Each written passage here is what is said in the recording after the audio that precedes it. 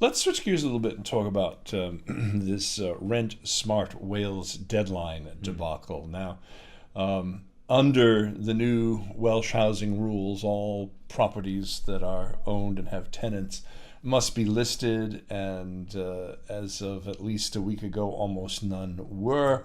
Yeah. This agency was taking on staff. Surely they could have seen this coming. Yeah, you'd like to think so. I mean, I've done a couple of pieces on my website, the Eye. This institution, which is organising it in Wales, is called Rent Smart Wales, as you say. And I called the pieces Rent Stupid Wales and Rent Stupider Wales, because it is all over the place, right?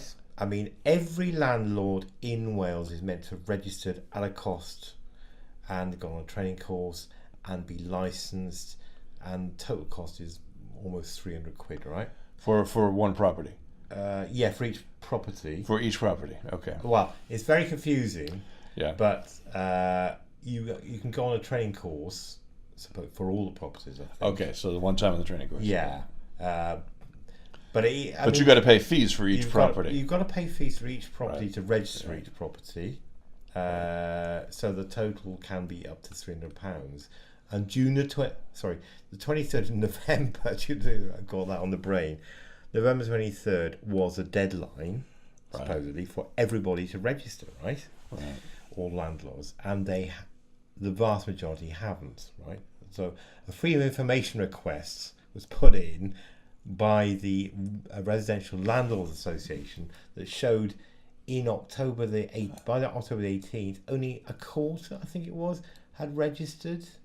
You know, I mean, they are, and they're having to take on, that's right, Rent Smart Wales are having to take on more staff. Just to handle the backlog. To handle it, because people can't get through, the website's crashed, estate agents, who are the driving force of a lot of this, and, you know, they can't get through. One estate agent I spoke to was on the phone for an hour trying to speak to somebody. And another landlord I know was trying to pay for his 11 properties, and after one, the website crashed. Well, I mean, I understand. I can understand the need for try to control in some respects, but are we seeing the government in essence punishing landlords?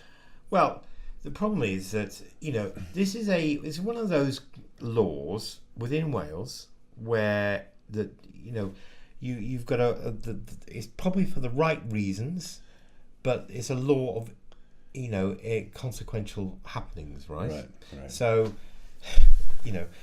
for the right reason, weeding out rogue landlords and providing good quality rental accommodation. But like every other bill, everybody has to pay. It's chaotic. Everybody's got to pay, and you've got this for the sins of the few. And apart from anything else, how many rogue landlords are going to go on a training course and apply for a license? They're not going to register anyway, so they're going to have to go through a whole enforcement problem with them. I mean, and this also is something we'll talk about in another segment. But the whole issue of the UK housing bubble is about to burst. I mean, the buy-to-let lending rules are getting tougher. Some people are applauding, I'm sure you're not, the scrapping of tenancy fees in the latest autumn statement by the Chancellor. So there are lots of issues that are affecting. Probably fair enough. I mean, we had this situation where, what's her name, Jenny, anyway, an AM said, landlords should do this because it's been, they've had loads of time to comply. But the license only runs from the point when you apply, right? 5 years. Yeah. So everybody's going to leave it to the last minute anyway. Crazy. Not, they've had that's right, she said they've had a year to do it, to comply. And, it's ridiculous, really. Ridiculous. It is crazy.